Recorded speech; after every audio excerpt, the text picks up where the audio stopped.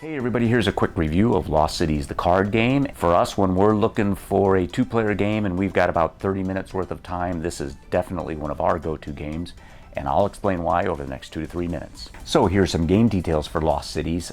First, as I mentioned earlier, it is a two-player game. It is designed for ages 10 through adult. I definitely agree with that. We've got an 11-year-old that we've played with now a few times, and it took her a couple times to catch on, so I wouldn't want to go much younger than that. From a setup time standpoint, it's very quick. You're basically going to be very thoroughly shuffling a deck of cards, dealing 8 out to each player. You'll lay this board out, so within a minute you're up and ready to play. From a space standpoint, I've got this set up as though we're playing a game, so you can get a general idea for how much space it takes.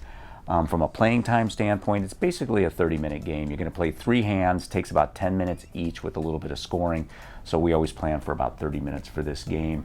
We always like to look into whether a game travels well or not, and this one travels very well. This board folds into 3, so you can throw that into a Ziploc bag with these cards. You don't need the box. Throw it into your suitcase and you're basically traveling with it very well.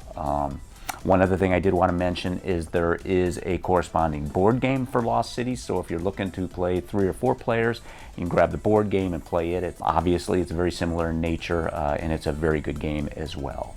So the basic premise for Lost Cities is fairly straightforward in that each player will have the opportunity to build out up to 5 different cities during any particular hand, a 6th city if you get the expansion pack. So there are colors associated with each city, red, green, white, blue, and yellow, and gray if you get the expansion pack.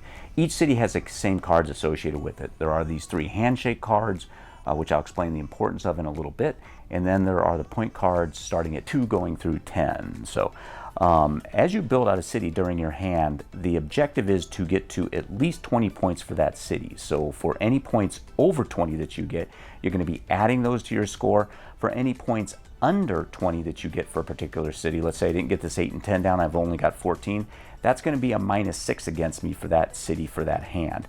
Now the importance of these handshake cards are that if you get a handshake card laid down, that's going to double your point value. If you get 2 handshake cards laid down, it's going to triple your point value, and then 3 will obviously quadruple your point value. And again, that means if you get a negative score for that particular hand, you're going to be doubling, tripling, or quadrupling that negative score as well. So a couple other points, as I mentioned earlier, this handshake card must go first, and then you must work in ascending order.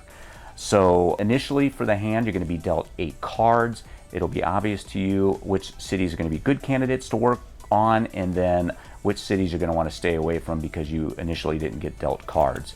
A couple interesting aspects during play as well is that first, you always must discard first before you pick up your card from the draw pile. So often you're going to be faced with having to discard a card that you either want to keep for later for your hand, or you're going to be forced to discard a card that you know your opponent's going to want. Another interesting point during play is that towards the end of the round, there is a race for this last draw card.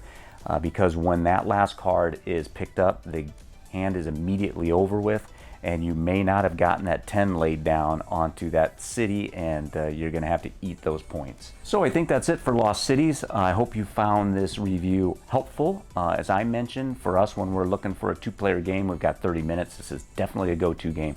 For us, I provided an Amazon link if you want to check that out, and also take a look at these other game reviews that I provided.